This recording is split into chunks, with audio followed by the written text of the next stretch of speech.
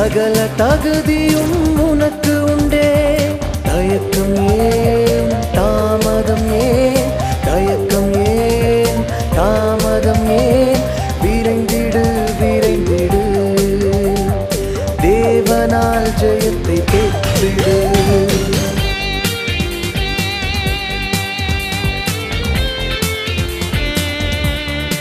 ஆண்டவரும் உலக ரட்சகருமாக இயேசு கிறிஸ்துவ நாமத்திலும் சினர்ஜி இந்தியா மிஷனுடைய அனைத்து ஊழியக்காரர்கள், இதை முன்னின்று செய்து கொண்டிருக்கிற அனைத்து அண்ணன்மார்கள் அக்காமார்களுடைய சார்பில் இதை பார்த்து கொண்டிருக்கிற உங்களை நாங்கள் மனமாற வாழ்த்துகிறோம், நன்றி சொல்லுகிறோம். ஒவ்வொரு வாரமும் இந்த சினர்ஜி இந்தியா மிஷனுடைய ப்ரோக்ராமு நம்பிக்கை டிவியில் இரவு 10:30 மணிலிருந்து 11 மணி வரைக்கும் சனிக்கிழமை தோறும் இது ஒளிபரப்பாகி கொண்டு இருக்கிறது. அநேகர் பார்க்குறீங்க, பார்த்தது மாத்திரம் இல்லாதபடி எங்களோடு கூட தொடர்பு கொள்கிறீங்க, பேசுகிறீங்க, காணிக்க கொடுக்க முன் வந்திருக்கீங்க. இந்த ஊழியத்துக்கு நீங்கள் கொடுக்கல, விதைக்கிறீங்க, கட்டாயம் அதனுடைய அறுவடை நீங்கள் அறுப்பீங்க. எனவே தொடர்ந்து இந்த ஊழியத்துக்காக நீங்கள் ஜெபிக்கவும் கொடுக்கவும் நீங்கள் முன் வரணும்னு சொல்லி நாங்கள் அன்பாக சினர்ஜி இந்தியா மிஷனுடைய ஊழியத்தின் சார்பில் உங்களை அன்போடு அழைக்கிறோம். தொடர்ந்து நம்ம மத்தியில் வந்திருக்கிற ரெவரண்ட் டாக்டர் சைமன் பொன்னையா ஆண்டுடைய வார்த்தை சுமந்து வந்திருக்கிறாங்க. அவருடைய வார்த்தையை நம்ம கேட்போம், அதுக்கு நேராக கடந்து போகலாம். தீர்க்க தரிசன ஆகமங்களின் வழியாக சிறப்பாக ஏசாயா தீர்க்க தரிசன புத்தகங்கள் நின்று நற்செய்தி பணிக்கான தாக்கங்களை சிந்தித்துக் கொண்டிருக்கிறோம். கடவுளின் அருட்திட்டத்தில் கடவுள் நமக்கு தந்திருக்கிற பெரும் கிருபையாய் நற்செய்தி பணி செய்யவும், அதில் பங்காற்றவும், அதற்காக ஜெபிக்கவும், சிரத்தை எடுக்கவும், இந்திய தேசத்தில் கடவுளின் அருள் திட்டத்தை இந்த பூமியில் நிறைவேற்றுகின்ற ஊழியங்களுக்காக ஜெபிக்கிற செயலாற்றுகின்ற குடும்பங்களாக சபைகளாக வாழவும் கடவுள் நம்மை வேதம் முழுமைக்கும் ஏவுகிறார். அதில் புதிய ஏற்பாடு சொல்லுகின்ற பழைய ஏற்பாடு ஏசாயா தீர்க்கதரிசியின் புத்தகம் திரும்ப திரும்ப சொல்லப்படுவது. அவைகள் நின்று நாம் தெரிந்தெடுத்த சில பகுதிகளை மிஷனரி சிந்தைக்காக நம்முடைய தியானத்திற்கு தேர்ந்தெடுத்திருக்கிறோம். இன்றைக்கு நாம் தேர்ந்தெடுத்திருக்கிற இந்த பகுதி ஏசாயா தீர்க்கதரிசியின் புத்தகம் 25வது அதிகாரம் முதல் 9 வசனங்கள் இவைகளில் மையமாக கொண்டிருக்கிறது. இங்கே ஆண்டவர் அவருடைய திருத்திட்டத்தில் 7வது வசனத்தை வாசிக்கிறேன். சகல ஜனங்கள் மேலுள்ள முக்காட்டையும் சகல ஜாதிகளையும் மூடியிருக்கிற மூடலையும் இந்த மலையில் அகற்றி போடுவார் என்கிற ஒரு பார்வை பெறுகிறார். எந்த மலை அது? சீயோன் மலை. புதிய ஏற்பாட்டிலே திருமலை என்று இதற்கு மொழிபெயர்ப்பு செய்திருக்கிறார்கள். நன்றாக இருக்கிறது. நம்முடைய ஊர்களிலே மலை மலை மலைகள் என்று எல்லா மலைகளுக்கும் முன்பு திரு என்கிற ஒரு பதத்தை சேர்த்து கொண்டிருக்கிறோம். திருமலையாய் சீயோன் மலையில் எருசலேமை குறித்த ஒரு தூர பார்வையை வேதம் இங்கே கூறுகிறது. சகல ஜனங்கள் மேலுள்ள முக்காட்டை சகல ஜாதிகளின் மேல் மூடியிருக்கிற மூடலை இந்த திருமலையில் எருசலேமில் சீயோன் மலையில் கடவுளின் திட்டத்தினால கடவுளின் பிள்ளைகளாய் விசுவாசிகள் அகற்றுவர். அங்கே வாழ்கின்ற இந்த சமுதாயம், இதில் நம்பிக்கை கொண்ட, ஆழம் கொண்ட, ஒப்பு கொடுத்தல் கொண்ட, விசுவாசம் கொண்ட அந்த சமூகத்தை நிந்தை நீங்கிய சமூகம் என்று அழைக்கிறோம். கடவுள் அவர்களுக்கு இனி வெட்கமில்லை, தலை குனிவு இல்லை, பங்கம் இல்லை, பாதகம் இல்லை. அவர்களுக்கு அவர்களுடைய இயலாமையில் ஆண்டவர் தம்முடைய திருத்திட்டத்தை தந்து அவர்களை காக்கிறார், நடத்துகிறார் என்கிற ஊக்கம் வருகிறது.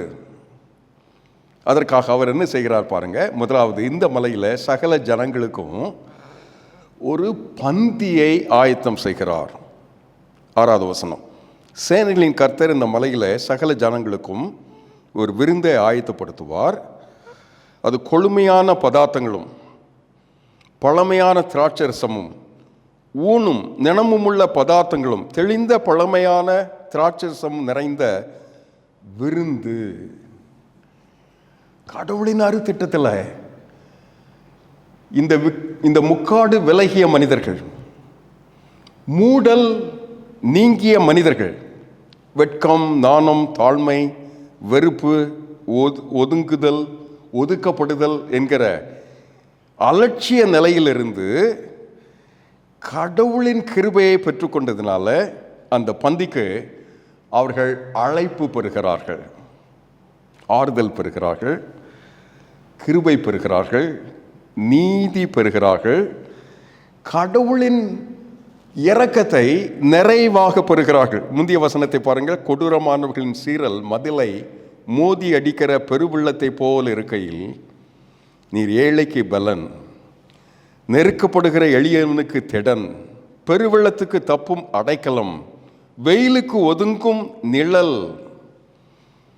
ஆஹா, எத்தனை அழகான கிருபையை இந்த மலையில் நம்பிக்கை வைத்த, இயேசுவில் நம்பிக்கை வைத்த விசுவாச சமூகத்திற்கு கடவுளின் அருள் திட்டமாய் அவர் செய்கிறார் பாருங்கள் என்று வசனம் கூறுகிறது.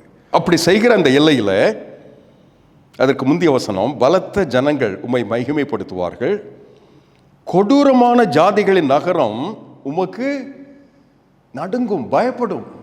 நகரங்கள் நடுங்குமா? அதை ஆண்டவர் செய்கிறார். கடவுளின் திருத்திட்டத்தில் அவருடைய கிருபையை பெற்றுக்கொண்ட இந்த மனிதர்களுக்கு ஆண்டவர் இதை செய்கிறார். அவர்கள் வாழும், இந்த கொடூரமானவர்கள் வாழுகின்ற மண்மேட்டை நகரத்தை மண்மேடாக்குகிறார், அரணான பட்டணத்தை பாழாக்குகிறார், ராஜதானி என்று அழைக்கப்படுகிற அந்த அந்நியர்களின் ஊரை ஒன்றும் இதுவரை கட்ட முடியாத புழுதியாக்குகிறார். கட்டப்படாதபடிக்கு கடவுளுடைய திட்டத்துக்கு ஊனமாக இருக்கிற இந்த ஊரை ஒன்றுமில்லாத புழுதியாக்குகிறார், பொட்டலாக்குகிறார். அதுதான் வேதவசனம் கூறுகிறது. அப்படி ஆண்டவர் செய்கிற இந்த மகத்துவத்தை சொல்லிவிட்டு, இவைகளை இப்படி செய்து தம்முடைய திருத்திட்டத்திற்காக மனிதர்களை ஆயத்தம் செய்து அவர் ஒரு ஜனத்திற்கு விருந்தை ஆயத்தம் செய்கிறார்.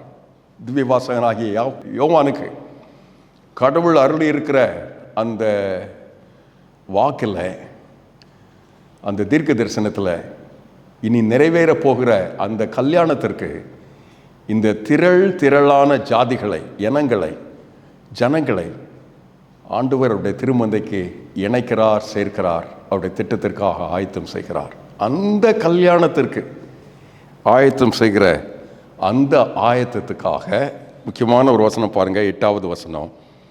அவர் மரணத்தை ஜெயமாக விழுங்குவார். உயிர்த்தெழுதின் காலையில் கடவுளின் திட்டத்தை திருச்சுவை உலகமெங்கும் கொண்டாடுகிறது. நம்முடைய நாட்டில் 7 லட்சம் இல்லைகள் இல்லை. ஞாயிறு தோறும் கடவுளுடைய திருத்திட்டத்தை எளிய மனிதர்கள் கொண்டு பழம்பெரும் புராதன அமைப்புகளாக சபை கூடி கொண்டாடுகிறது. அது என்ன? மரணத்தை இவர் ஜெயமாக விழுங்கினார். அதன் விளைவாய் கொண்டாடுகிறோம். கர்த்தராகிய தேவன் எல்லா முகங்கள் நின்று கண்ணீரை துடைக்கிறார், தமது ஜனத்தின் நிந்தையை நீக்குகிறார், பூமியில் இவைகள் முற்றிலும் இல்லாதபடி அகற்றுகிறார், கடவுளின் அருத்திட்டத்தை அவர் செய்து நிறைவேற்றுகிறார்.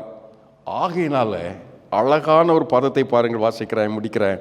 அக்காலத்தில் இதோ இவரே நம்முடைய தேவன், இவருக்காக காத்திருந்தோம், இவர் நம்மை ரட்சிப்பார், இவரே கர்த்தர், இவருக்காக காத்திருந்தோம், இவருடைய ரட்சிப்பினால களி கூர்ந்து மகிழ கடவும். கடவுள் நமக்கு தந்திருக்கிற அருள் திட்டத்தை, வாழ்வை, வேலையை, ஊழியத்தை, சபையை, ஊழியத்தின் அமைப்புகளை ஆண்டவரின் கிருபை கொண்டு வாழ்வதற்காக, கொண்டாடுவதற்காக, களி கூறுவதற்காக தந்த பெரும் கிருபையாக பங்காற்றி செயலாற்றி கடவுளின் திருத்திட்டத்தை கொண்டாடுவதற்காக களி கூறுவதற்கு நமக்கு ஞாயிறு காலையை தருகிறார். ஞாயிறு காலை என்ன சொல்கிறது? மரணத்தை அவர் ஜெயமாக விழுங்கினார். டாக்டர் பில்கிராம் சொல்வார்கள், பரிகரிக்கப்படுகின்ற கடைசி சத்துரு மரணம் என்று பவுலியார் சொல்லுகின்ற கூற்றை அவர் எடுத்து நடைமுறையில் மனிதர்களுக்கு இருந்த கடுமையான கடைசி தடை மரணமாக இருந்தது, பயமாக இருந்தது. அதை வென்று அந்த மரணத்தின் வழியாக அதை விழுங்கி ஜெயமாக்கி கடவுளின் திருத்திட்டத்திற்காக பயத்தினால மரணத்தினால பீடிக்கப்பட்டிருக்கிற உலகெங்கும் வாழுகின்ற கடவுளுடைய மனிதர்களுக்கு இயேசு அருளுகின்ற சமாதானத்தை, சாந்தியை, நன்மையை, கிருபையை நீதியாய் அருள் திட்டமாய் அறிவிப்பதற்காக கடவுள் நம்மை நியமிக்கிறார். இளைஞனாக கல்லூரியிலேருந்து வந்திருக்கிறேன். இந்த 46 ஆண்டுகள் ஊழியம் செய்வதற்கு அதுதான் ஆயத்தம் ஆண்டு. எனக்கு பொறுப்பாக இருந்த அண்ணன் பெரிய மலைக்கு போவோமான்னு கேட்டான். ஆமாம், அதற்காக நிறைய ஜெபித்திருக்கிறோம், செயலாற்றி இருக்கிறோம். என்னெல்லாம் செய்யணும்னு அந்த மலையில் சொன்னார்களோ அதையெல்லாம் கல்லூரியில், பள்ளியில், எங்களுடைய ஆலயத்தில், எங்களுடைய ஜபக்குழுவில் செய்து நிறைவேற்றினோம். போகணுன்னு ஆசை. 7 நாள் ஜெபிக்க போகிறோம் தம்பி, உபவாச ஜபம்னு சொன்னாங்க. 7வது நாள் உபவாச ஜபத்தின் உச்சமாக அந்த மலைக்கு பொறுப்பாக இருந்த அந்த அண்ணன் வந்து இந்த பகுதியை வாசித்தார். இந்த மலையில் வந்து இறங்கிய போது ஆண்டவர் எனக்கு தந்த வசனம் இதுதான்: இந்த மலையில் இருக்கிற முக்காட்டை அகற்றி, இங்கே மூடி இருக்கிற மூடலை அகற்றி, சகல ஜனங்களுக்கு ஒரு விருந்தை தருவேன் என்று சொன்னார். அது உண்மை. அதை அடுத்து வாழ்ந்த 46 ஆண்டுகளில் 300 மலை இனங்களுக்கு, பட்டணங்களுக்கு, நகரங்களுக்கு, பெரும் பெரும் சவால்களுக்கு இயேசுவாக தந்து வாழ்வதற்கு அத்தனை கிருபைகளை அந்த துவக்கத்திலேயே தந்தார். எருசலேம் என்கிற அந்த புள்ளியிலே தந்த ஆண்டவர் அந்த ஏசாயாவிற்கு அதற்கு முன்பாகவே தீர்க்க தரிசனமாக நிறைவேற்றிய ஆண்டவர் தம்முடைய திருத்திட்டத்தில் அவர் வாழ்ந்த போது உன்னதத்தின் கிருபையை இந்த மண்ணிலே தந்த ஆண்டவர் இப்போது இந்த மிக முக்கியமான எல்லையில் உலகத்தின் முடிவிலே வாழ்ந்து கொண்டிருக்கிற நமக்கு அதை ஞாபகப்படுத்துகிறார். நிந்தை நீங்கிய சமுதாயமாய் இந்த மலையில் சகல ஜனங்களுக்கான ஒரு விருந்து இருக்கிறது. அந்த விருந்துக்காக எனக்கு முக்காடு நீக்கப்படும், என் மூடல் நீங்கும், லட்சை, அலட்சியம், அவமானம், அக்கிரமம் நீங்கும், தீங்கில்லாத, தீட்டு இல்லாத, ஒருவரை ஒருவர் பகைக்காத, இவைகளை அகற்றி ஆளுகை செய்கின்ற ஆண்டவர் என்னை ஆண்டு கொள்வார். ஆகையினால் களி கூறுவோம், கொண்டாடுவோம். ஏன்? மரணத்தையே விழுங்கிய ஆண்டவர் எனக்காக உயிர் தெழுந்து உன்னதத்தின் ஆண்டவராய் என்னில் குடியேறுகிறார். அவர் அரசால நிந்தை நீங்கிய சமூகமாய் கடவுளில் நான் கொண்டாடுவதற்காக, கடவுளின் திட்டத்தை நான் ஏற்பதற்காக ஆண்டவர் அழைக்கிறார். இந்த மிகப்பெரிய ரட்சிப்பின் திட்டம் ஒரு மாபெரும் ஓவியம். அதில் ஒரு புள்ளியாக எருசலேம். அந்த எருசலேமை நோக்கி பார்த்த எல்லா இனங்களுக்கும் வாழ்வு, அதுதான் ரட்சிப்பு. அந்த ரட்சிப்பை ஜனம் ஜனமாய், இனம் இனமாய், வழி வழியாய், 1000 ஆண்டுகளாக நிறைவேற்றி இப்போது நிறைவேற்றி முடிக்கும் தருணத்தில் சபை வாழ்ந்து கொண்டிருக்கிறது. அந்த கிருபையை இந்தியாவின் எல்லைகளில் வாழும் எல்லா தெருக்களில் இயேசுவை சொல்லும் பாக்கியத்தை நாம் பெற்றிருப்பதனால கொண்டாடுகிறோம், வாழ்வை களி கூறுகிறோம். வாழ்வில் ஆண்டவர் தந்த நன்மைகளை அதற்காக ஈடு செய்து, மூலதனம் செய்து, சபையின் திட்டத்துக்காய் வாழ நம்மை ஒப்பு கொடுத்திருக்கிறோம். ஆண்டவர் நம்மை ஆசீர்வதிப்பாராக. ஆமென். பரம தகப்பனே, அந்த பெரும் பொறுப்புக்காக எங்களை இன்றைக்கும் அழைப்பதற்காக நன்றி. நிந்தை நீங்கிய சமுதாயமாய் வாழ்வதற்காக எங்களுக்கு கிருபை தந்திருப்பதற்காக நன்றி. மூடலை, முக்காடை ஒழித்த மகத்துவத்தின் ஆண்டவராய் எங்கள் முன் வீற்றிருப்பதற்காக நன்றி. அவரை வணங்குகிறோம்ப்பா. அவரோடு கூட பந்தி இருப்பதற்காக, எங்களுக்கு தந்த ஸ்லாக்கியத்திற்காக நன்றி. எங்களோடு வாழுகின்ற எங்கள் நாட்டின் எல்லைகளில் இனங்களுக்கு, ஜனங்களுக்கு, ஜாதிகளுக்கு மலை இனங்களுக்கு, பட்டணங்களுக்கு, அடுக்கங்களில் வாழ்கின்ற மகா பெரிய ஜனத்திரளுக்கு எங்கள் நாட்டில் இந்த பந்திக்கான பாக்கியத்தை தாரும். அதற்காக எங்கள் வாழ்வை கொண்டாட, களி கூற, மகிழ்ந்திருக்க ஆராதனை தாரும், ஆக்கம் தாரும், ஊக்கம் தாரும், கிருபை தாரும், எங்களை நடத்தும். இயேசுவின் நாமத்தில் ஜெபிக்கிறோம் நல்ல பிதாவே, ஆமென்.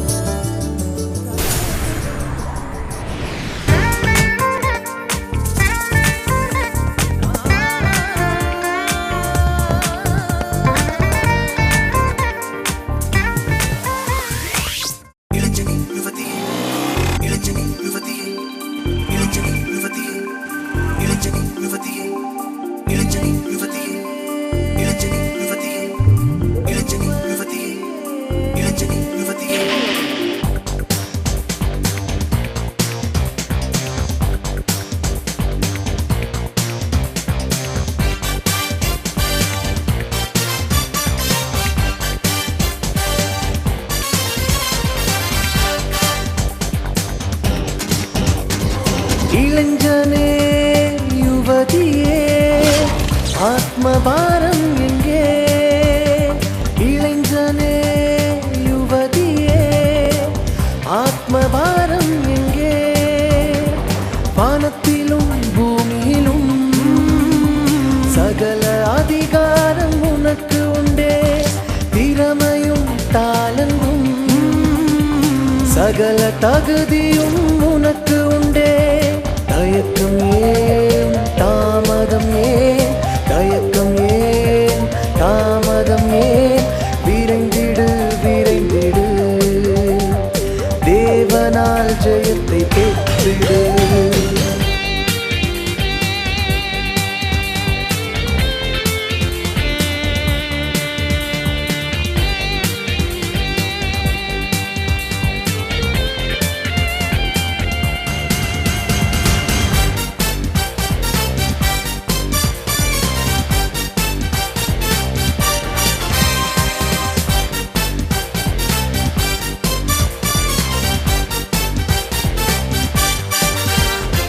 வசந்த வாழ்விற்கு காத்து கிடக்கும் ஜாதி ஜனங்கள் நம் மண்ணில் உண்டு.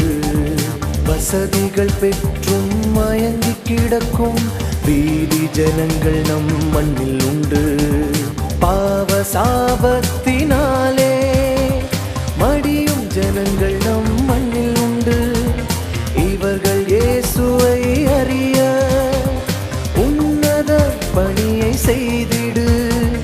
தயக்கம் ஏன், தாமதம் ஏன்? தயக்கம் ஏன், தாமதம் ஏன்? விரைந்திடு, விரைந்திடு, தேவனால் ஜெயத்தை பெற்றிடு.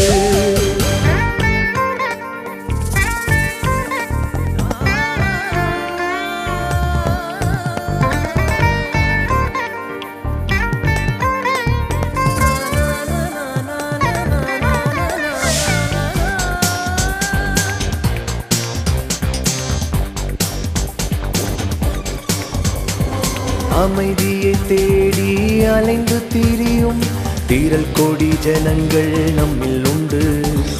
ஆறுகள் நதிகள் என்று தேடும் பக்த கோடிகள் நம்மில் உண்டு. உண்மை தெய்வத்தை அறிய மலைகள் நாடும் ஜனம் நம்மில் உண்டு. இலவச ரட்சிப்பை அருளும் சிலுவை செய்தி சொல்ல நீ உண்டு. தயக்கம் ஏன், தாமதம் ஏன்? தயக்கம் ஏன், தாமதம் ஏன்? விரைந்திடு, விரைந்திடு, தேவனால் ஜெயத்தை பெற்றிடு. இளைஞனே யுவதியே ஆத்மபாரம் எங்கே? இளைஞனே யுவதியே ஆத்மபாரம் எங்கே?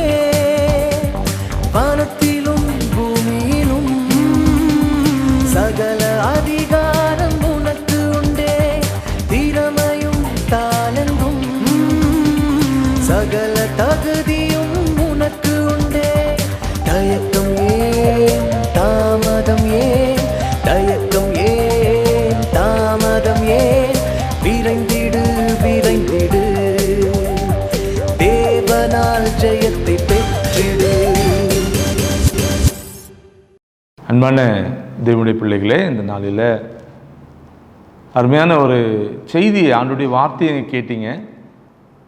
தொடர்ந்து ஒரு பாடலை நீங்கள் கேட்டீங்க. இந்த பாடலில் எனக்கு ரொம்ப பிடிச்சமான ஒரு வார்த்தைகள் அடங்கியிருக்கு பாருங்களேன்.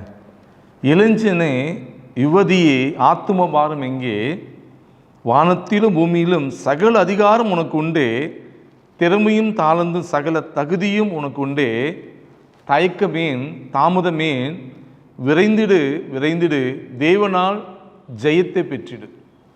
அநேக தாளந்துகள் படித்தவங்க, ஞானவான்கள் அநேகர் பார்த்துட்ருக்கீங்க. இப்படி தாளந்துகளையும் ஆசீர்வாதங்களையும் ஆண்டவர் உங்களுக்கு அள்ளி கொடுத்துருக்கிறா. ஆண்டுடைய ஊழியத்தை செய்யவும் உங்களை அன்போடு நாங்கள் அழைக்கிறோம். ஆண்டவர் உங்களுக்கு அளவில்லாத தாளந்துகளை கொடுத்துருக்கிறா. வேத வசனம் ஒரு பிடிச்சமான ஒரு வசனம் எனக்கு யோவான் 14:12 நாங்கள் வாசிக்க நீங்கள் கேட்கலாம். மெய்யாகவே மெய்யாக நான் உங்களுக்கு சொல்லுகிறேன், நான் என் பிதாவிடத்திற்கு போகிறபடியினால் என்னை விசுவாசிக்கிறவன் நான் செய்கிற கிரியைகளை தானும் செய்வான், இவைகளை பார்க்கிலும் பெரிய கிரியைகளையும் செய்வான். எனவே அவரை விசுவாசிக்கிற அன்பான தேவனுடைய பிள்ளைகளை, அவர் செய்த கிரியைகளை நீங்கள் இந்த தேசத்தில் ஆண்டவருக்காக செய்யணும்னு சொல்லி அவர் விரும்புகிறார். அவர் செய்த கிரியைகளை காட்டிலும் மேலான கிரியைகளையும் அவருக்காக நீங்கள் செய்ய முடியும். தாழ்ந்து படைத்த இளைஞனே, நீங்கள் முன் வரணும்னு சொல்லி நாங்கள் உங்களை அன்பாய் நாங்கள் எங்களுடைய சினர்ஜி இந்தியா மிஷன் ஊழியத்தின் சார்பில் அழைக்கிறோம். எங்களோடு கூட தோள் கொடுக்க, இந்த ஊழியத்தை தாங்க, ஜெபிக்க நீங்கள் முன் வருவீர்கள் என்றால் இந்த ஊழியத்தை இன்னும் திறம்பட ஆண்டு நாம மகிமைக்காக இந்த தேசத்தில் நம்ம செய்யலாம். அநேக ஆத்துமாக்களை அறுவடை பண்ணலாம். இயேசு என்றால் தெரியாத மக்களுக்கு இயேசுனுடைய அன்பை கொடுப்பதற்கு உங்களைப் போல தாளந்துகள் படைத்த, திறமைகள் படைத்த இளைஞர்கள் வேணும்னு சொல்லி நாங்கள் விரும்புகிறோம். ஆண்டவர் அதை எதிர்பார்க்கிறார். அவளை விசுவாசிக்கிறதுனால அவர் செய்த கிரியைகளை காட்டிலும் நீங்கள் மேலான கிரியைகளை ஆண்டவருக்காக செய்யலான்னு சொல்லி உங்களை அன்போடு அழைக்கிறார்.